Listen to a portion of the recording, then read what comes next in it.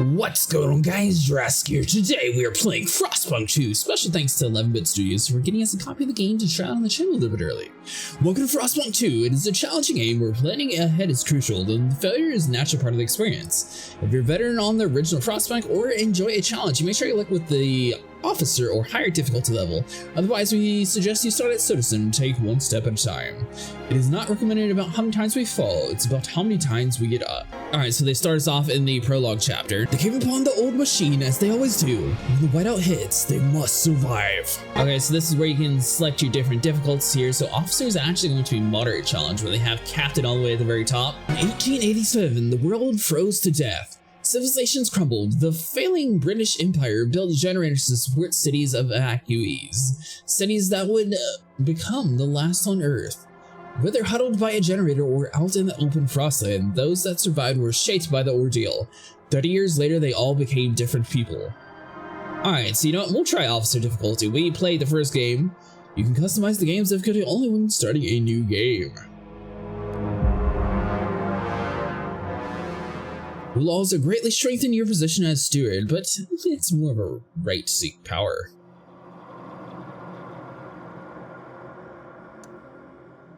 Steward. Captain. Can you hear us? Captain! Do you hear us? A generation ago, we fled the crumbling British Empire as the world froze around us.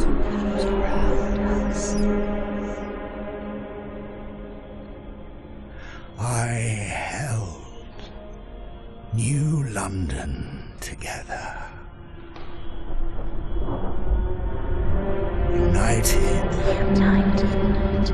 we survived 30 years of whiteouts.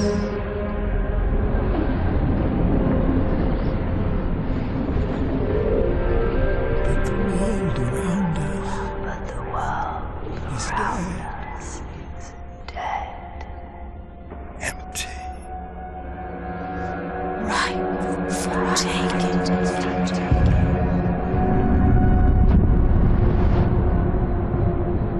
The city grows. Festers. Merely surviving is not enough. We have to expand. After all, it's us who survived the end of the world. Yes. Now.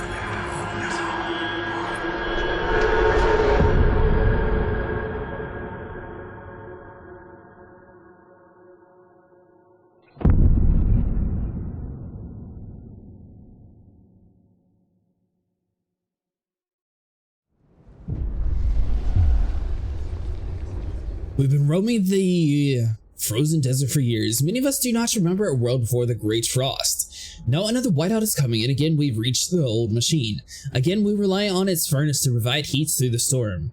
In the past, we've always made sure that there were enough supplies for the next whiteout, but our numbers have gone through the years. Providing for everyone is getting harder and harder. We must survive.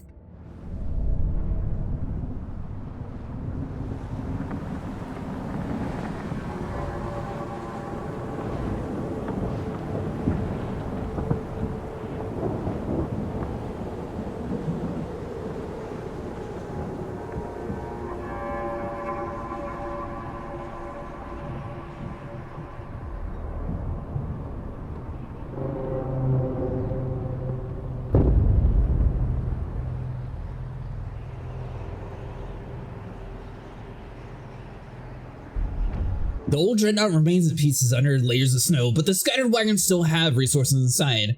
First, we must break the ice to reach one of the oil wagons and construct an extraction district to use it. Then we can turn on the dreadnought's furnace to heat us. We will restart the furnace. Alright, so compared to Frostpunk 1, Frostpunk 2 has a little bit different game loop. So you're going to notice in the bottom right hand corner we have something called a frost break area. So you want to click this, or you can click on the X key, and this is going to open up tiles. So it's going to automatically start with this. And this is where basically you can chain around an area to fully crack open a site in order to dig. Once you have selected 8 different nodes, you're going to click on the check mark, and that's going to affirm it. And then you're going to see the ongoing construction starting to work.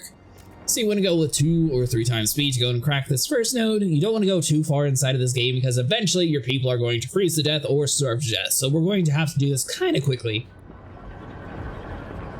Ooh, scraps.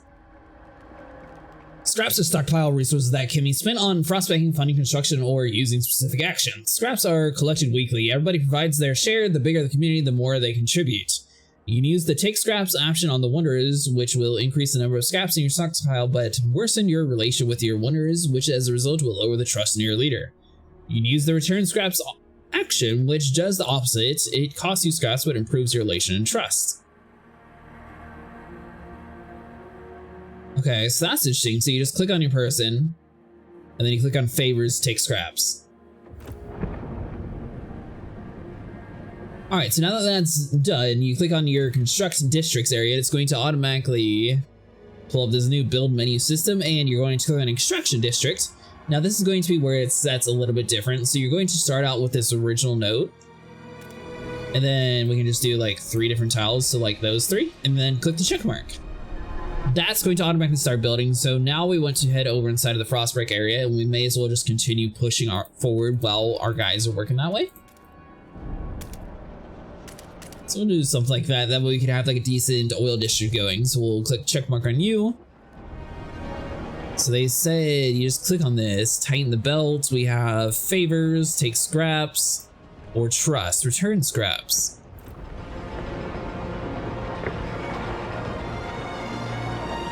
Alright, so we have 82 weeks to survive the whiteout. So these guys are already done. I feel like we should just have 2 oil districts up and running, because that's just going to allow us to have heat at a quicker pace inside the game. So let's just go ahead and start building that. Alright, so the Dreadnought Furnace. Dreadnought Rock has a furnace that serves as a heat generator for your population. You need to have fuel to turn on the furnace. In this case, oil is the only available fuel. Once you've recovered it, you can turn on the furnace by clicking the switch next to the Dreadnought. Okay, so that's going to be the flawed over ship right there. The furnace uses as much available fuel as possible to fulfill the heat demand. The vertical indicator on the left shows how much heat demand is fulfilled in the gray. The red part indicates the unfulfilled demand. You can also activate Furnace Overdrive, which temporarily increases the generator efficiency. Okay, so it's just like the first game. Basically, you can go overdrive and it extends the area a little bit.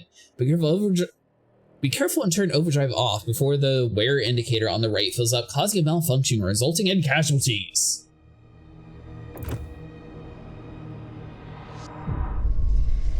As thick and black oil oozes through the pipes, our people rejoice. The carcass of this old machine is a testament of the hardship that made before us.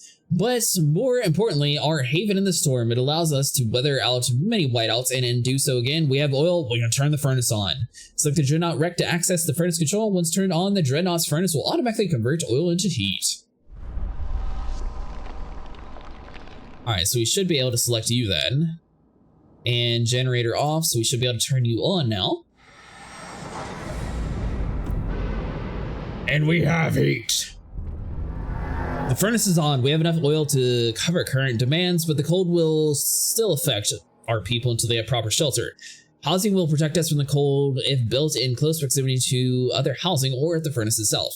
However, we need to prefabricate parts for construction. We brought some with us. The rest we need to extract from the wagon wreckages. Alright, so this should be going inside of your build menu. Now, this is where you have to like break the other rocks around here. So let's go and do that first. It looks like there's like some sort of farmland there. So let's just crack open all of you guys. Go and construct housing district. And let's do... So does it say how many holds? Let's see. 15 sheltered.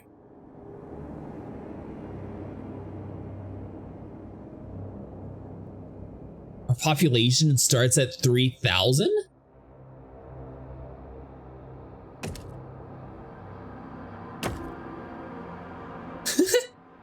Well, I mean, we can get these 3 going.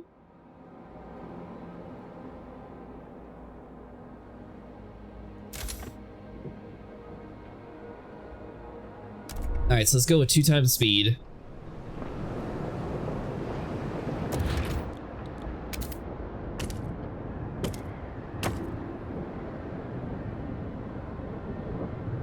Ew, I was clicking on it, wasn't actually working. All right, that makes sense. So we got 3.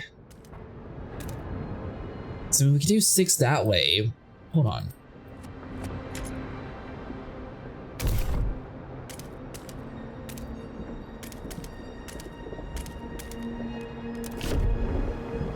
So we're going to frost break on the left side of this dreadnought real quick. That way we're actually able to build over inside that area. We're also frost breaking a little bit over inside of the open zone, and we do have a little bit of construction material that's found right next to the base on top of the hill here. All right, so now that we have that gun, let's go back over to our build menu, and now we should be able to build enough houses inside the heat zone.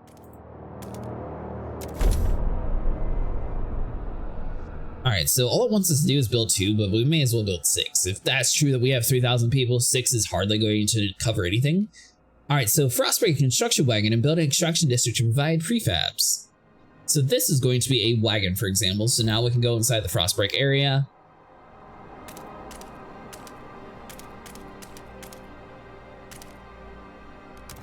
Confirm that, so it'll start frost breaking. I do like the fact that you're able to have like multiple projects going on at the same time. Now in the other game, you had to actually assign a certain amount of like workers to an area. It looks like this game it automatically just pulls from your available.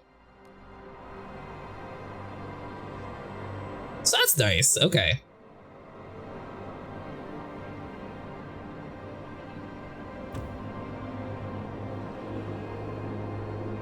But it says 2 weeks to build the house? What?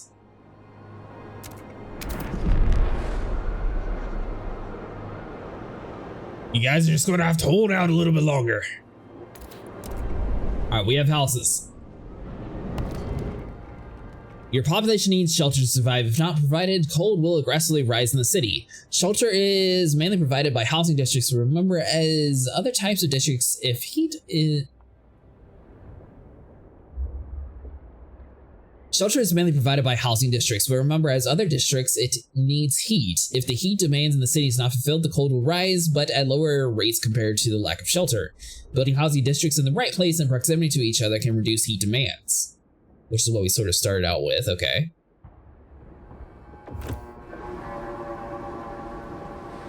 Now, I did notice that we have a food district over inside of our area here, so hold on. So...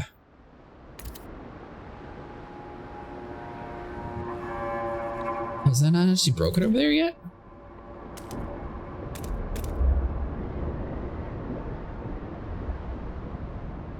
Oh, that's down the hill.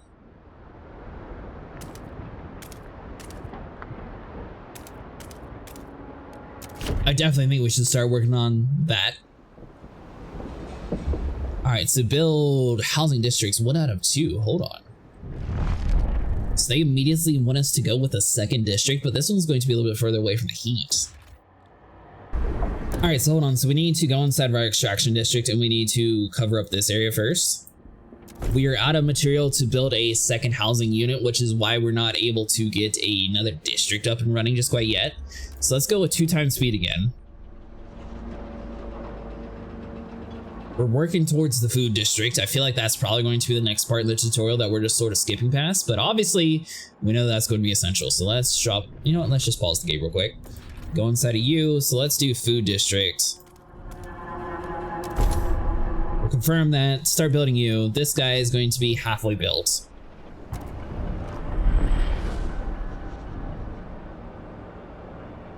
So we still have 20 missing homes. As soon as we get this guy going, we should start getting, let's see here, 60 registered as sick, 60 froze to death. The frostbite, I'm going to lose my fingers.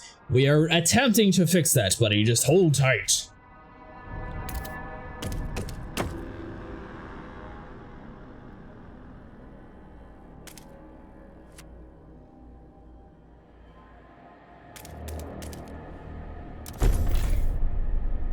All right, so we had to just put it inside that area. For some reason, it wasn't letting us wrap around. Deactivate unfinished state. Whoa, wait, what?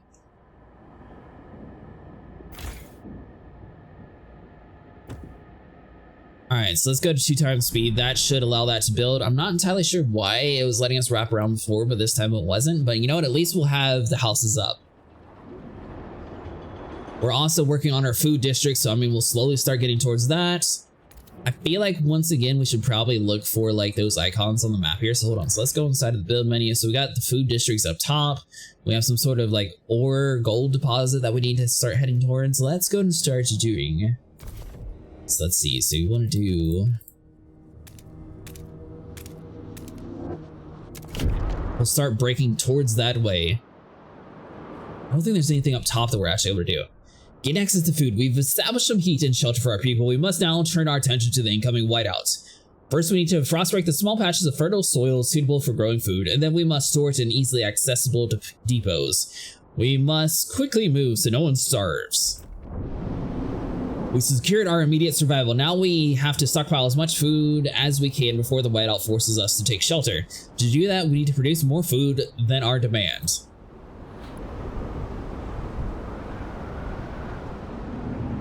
So I know some housing in this district's definitely not exactly the best, but there wasn't really anything that we could do for it.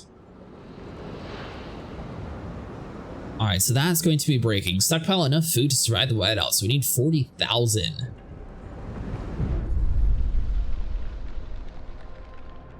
We've been here so many times, the soil is depleting.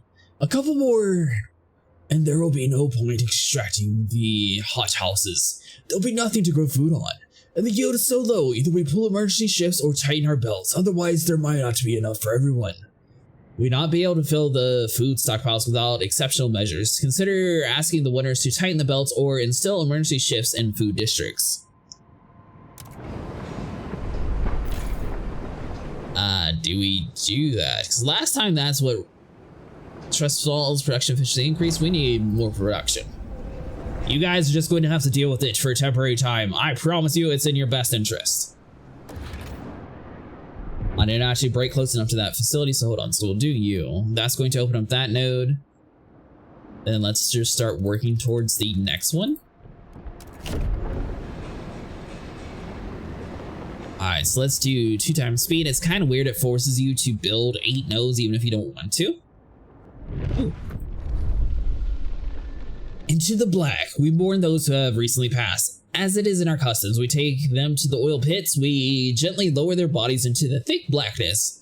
The fuel that keeps us warm in life likewise preserves us in death. But death also erodes trust in our leaders. Without trust, there is no future. Well, that's kind of ominous. Okay. So we got an emergency shift running here. We're not stockpiling food yet, but we're working towards this. We got this guy up and running. We're about to have a second one and a third one. I don't think we're able to push anywhere from like the top side here. Each day the wind grows fierce. The resentment that beats against our buildings weakens our structures gust by gust. Without raw materials to repair the damage, our district will deteriorate. The more we build, the more materials we will need. This world we know. Promise to gather more materials, don't address the right rate now. I mean, obviously we're going to start working towards it anyways. Optional, instruct the winners to tighten belts. Oh. Okay, on a maintenance wagon. I think we already did that technically, because that should be extracting. But you know what? We're going to be pushing inside this area anyway, so it doesn't really matter. Oh, hold on. So they already finished that. So then let's do food district. So that'd be those 3. We head back inside of the Frostbreaker.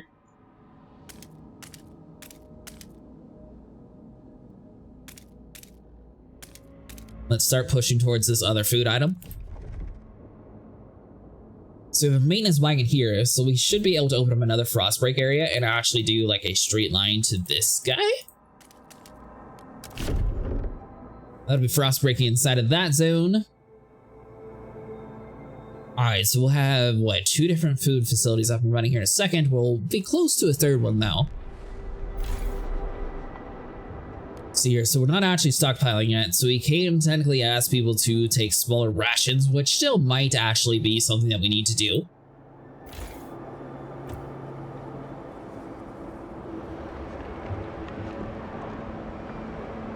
So I'm noticing if you build a house right next to the Dreadnought, it's kind of hard to click on the Dreadnought. So we have total output of 130 right now. So we have the generator. I mean, it looks like we have plenty of fuel. Nothing's really like too crazy yet, so we should be fine.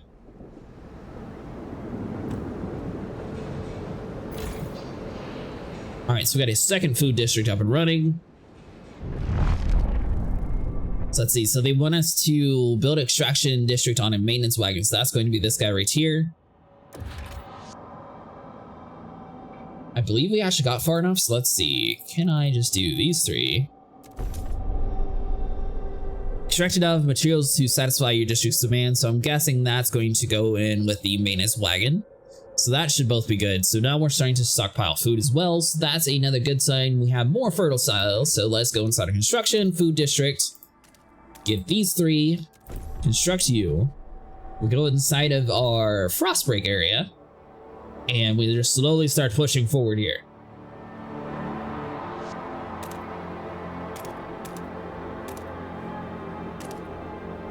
All right, so that guy should be clear. We have another wagon that we can start pushing towards, so let's do something like that.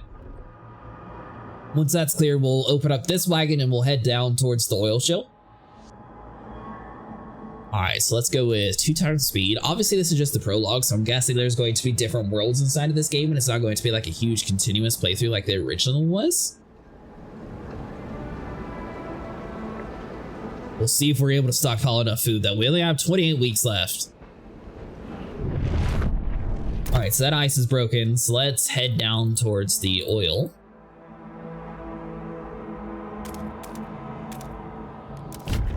All right, so you're opening up.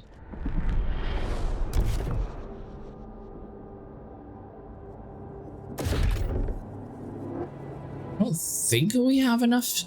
No, we don't have it frostbroken yet. So we're still waiting on stuff to break inside of that zone. Good work. We have good work. We are now gathering enough materials to maintain our districts. Time to focus on stockpiling food for the whiteout. Relations improve, causing trust to rise. All right, so that'll be frostbroken. So we should be able to get a 3rd food district up. Or 4th, sorry. Requires 30 more prefabs. All right, so we physically have to get to the maintenance wagon.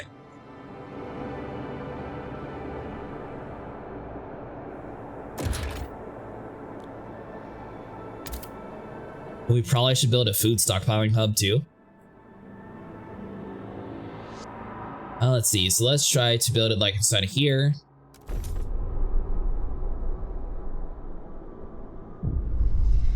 The harsh conditions in the camp take their toll on the people. Disease spreads more and more with our workers unable to work. If this continues, our workers will be decimated, endangering our ability to sustain the camp. Ensure that there's enough heat, shelter, food to keep our people in good health.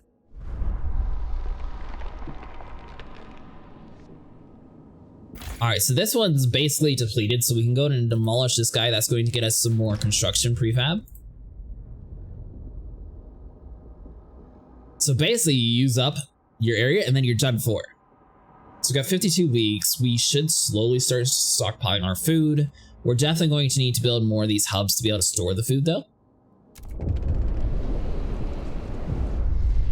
We don't have enough prefabrication components making further construction possible. There are maybe some prefabs left in one of the construction wagons. If not, we can try to salvage prefabs by demolishing one of our existing district's hubs. Obtain more prefabs by building an extraction district on a construction wagon or demolishing the districts or hubs. We are working towards it. All right, so hold on. So while we say that, let's go and open up this guy.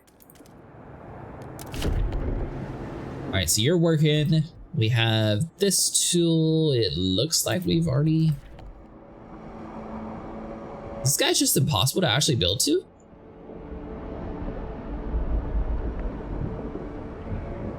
Oh, we need scraps for it. That's why we're not able to. All right. So the wagon's going to be our most top priority anyways. So let's just get that up and running.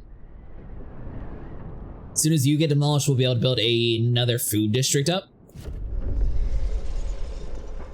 So many lice. My knee aches and my fingers are so stiff I can hold the needle anymore. I've lived a full life. It warms my heart to see little Betty and Jacob play by the evening fire. but maybe it is it. I've talked with the other elders. If it comes to it, we will go. I won't let my grandchildren starve. Some people are ready to sacrifice themselves to lower the food requirements. I mean, we need 40,000. We have 50 weeks. We got 2,500 at the moment. I feel like as long as we can frostbreak and we get 3 food piles up and running and each of them having their own hubs to like store the food, that should be good. Affecting other districts near food pile hub, minus 10% workforce requirements. Yes. So, okay. So each of the hubs is going to be essential. All right. So you, maintenance wagon, you're up and running. Can I actually build on you yet?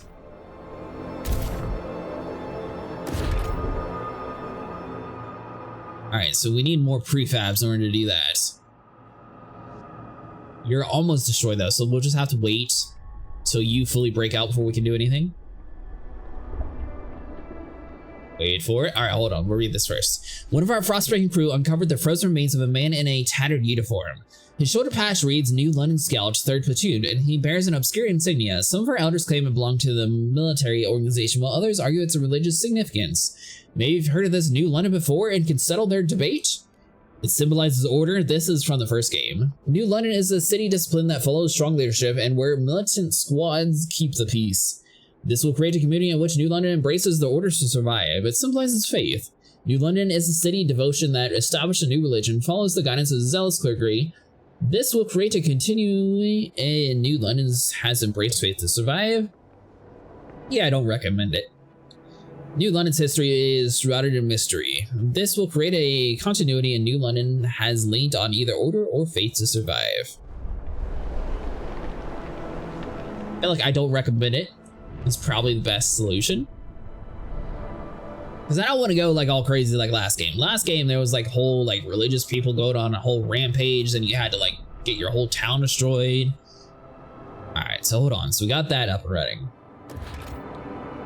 Extracting districts, so we should be able to get you. This is going to get us the material we need to build more stuff. Now, if we go inside of our construction hub, we're completely out, so we don't have any more prefabs.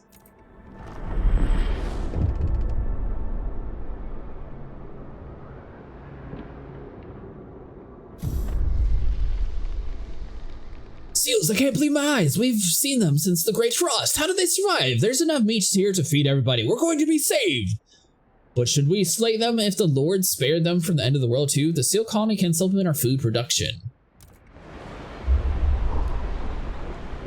Oh, interesting. Okay. Well, we don't really have a choice at the moment because we physically don't have ability to build any more food districts. So we have to have the world just progressing until we get enough prefabs. So as soon as this is built, we'll be able to play again.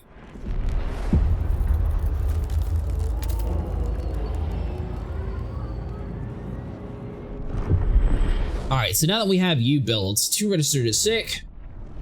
So hold on, so let's try to do this the smart way first.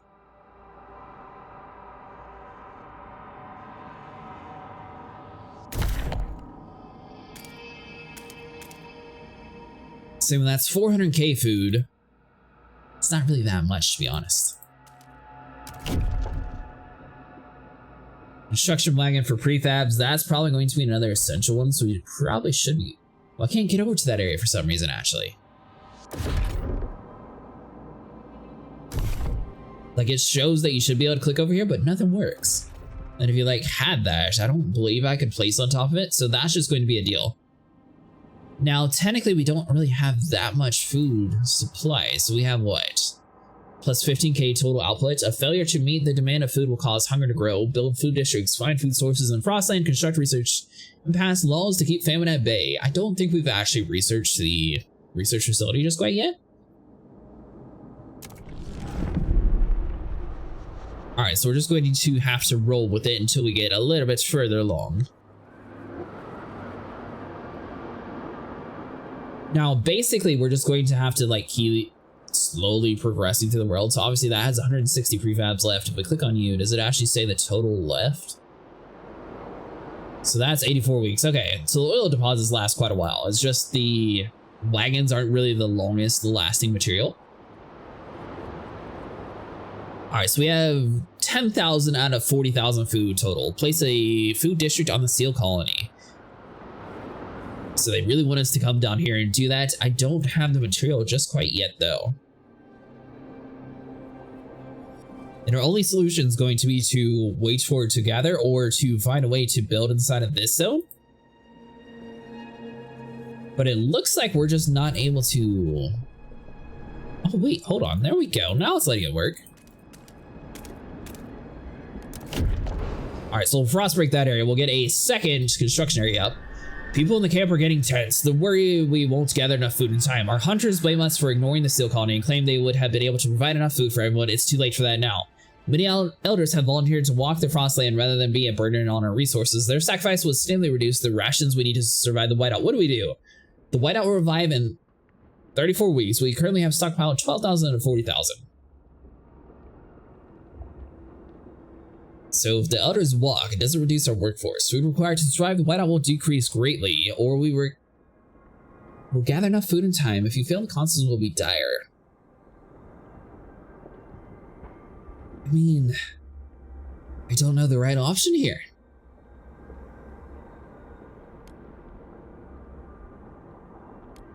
I don't want them to go out in the cold and freeze to death, but at the same time, I don't know if we'll be fine. 40,000 isn't that much. Those seal colony people are just way too impatient. We have a plan. 2 registered as sick, 30 frozen deaths. See? 30 less people to feed.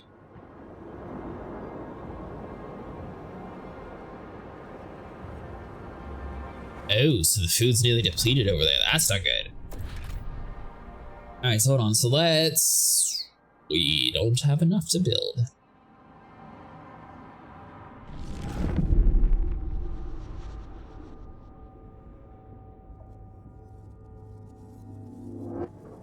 So now you're going to have to pick and choose like which one's going to be more important to you. So I mean, technically that one's going to be on the end of its lifespan here. So we may as well just demolish you. We get 105 prefabs back.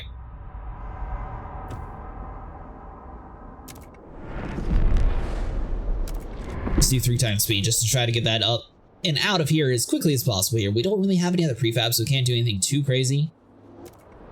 All right, you know what? So let's do regular game speed. So let's go inside the construction.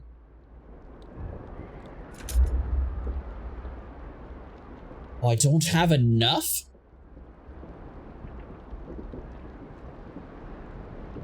Alright, so technically, I mean, we could get rid of another oil deposit.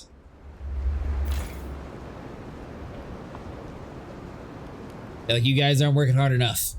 Oh, you know what? Hold on. So we have our, what is it? Take scraps?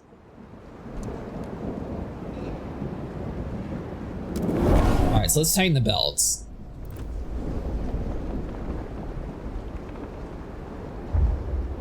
Order emergency shifts. We might have to actually do that. Bridge kill. Wonder, better 2 meals a day now than no meals a day later. That is true.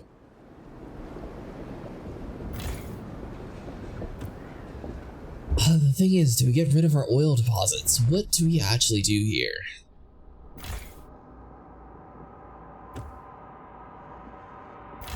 Alright, a simple solution. We need food.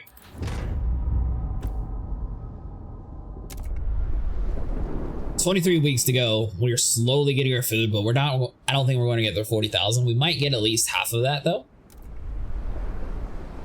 All right, so surely that's enough prefab. So we got a food district. If we had to do this again, obviously we would prioritize the wagons, but I feel like we were actually moving relatively quickly inside those directions. What are you running low on too? All right, so now that food district's out. So we can demolish that and move it over to like this zone, for example. So hold on. So let's do you demo. Yes.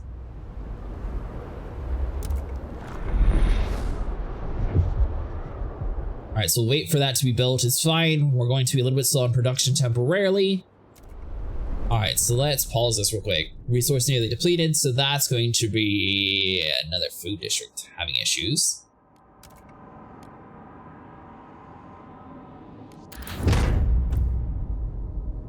Alright, so hold on. So let's do construct. We need a... We don't have enough yet. Interesting, okay. Our workers, our frostbite crews, have begun suffering casualties from exposure. They're asking us to provide more heating before the cold takes a further toll. We know we need to bring in as much food as possible before the whiteout, one elder said, but we can't just let our people freeze in the meantime. Extracting enough oil to allow us to produce heat while building enough housing will protect our people from the cold. We will require both to keep people alive. I mean, I feel like we're kind of doing that already anyways.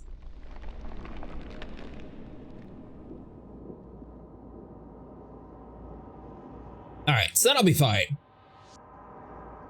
Technically, they want another housing district, but I don't think we... Oh, I mean, we got 3 people that don't have houses, actually. But we gotta focus. We need prefabs. Hold on. So we need to do...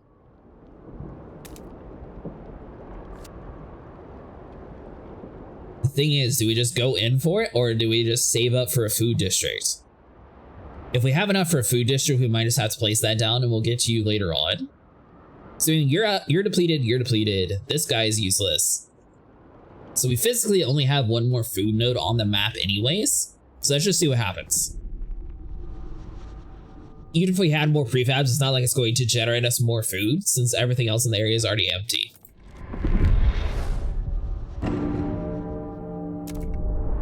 Alright, so we'll slow down food districts so you have 18k.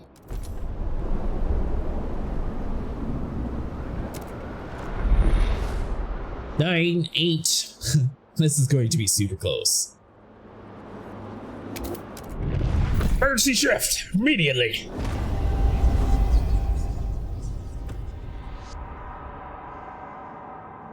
All right, hold on. So we got that. You.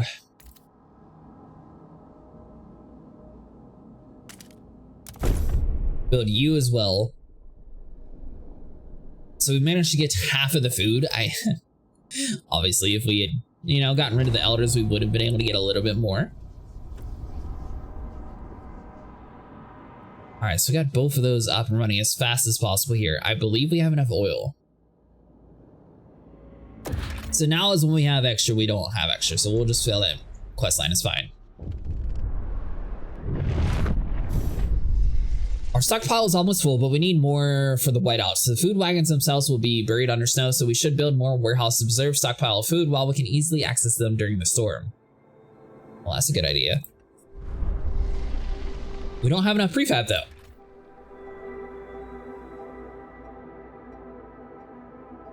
Yeah, we need 59 more, so I mean, eventually we're going to like demolish some of the stuff outside of the city here.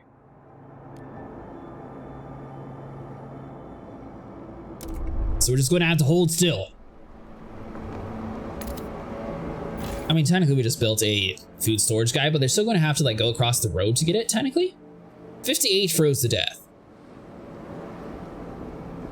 Now I'm kind of curious, the amount of people we have, how much food we're actually going to need. 32 registered as sick.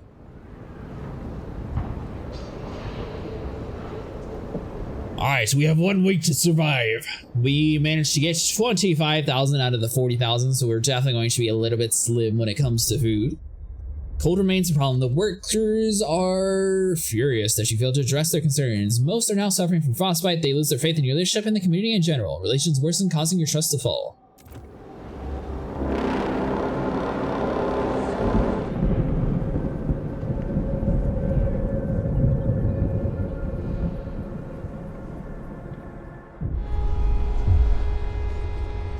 When the whiteout hit the camp, the Wanderers were forced to take shelter within the broken dreadnought. They huddled together while howling winds buffeted and rusted the hull.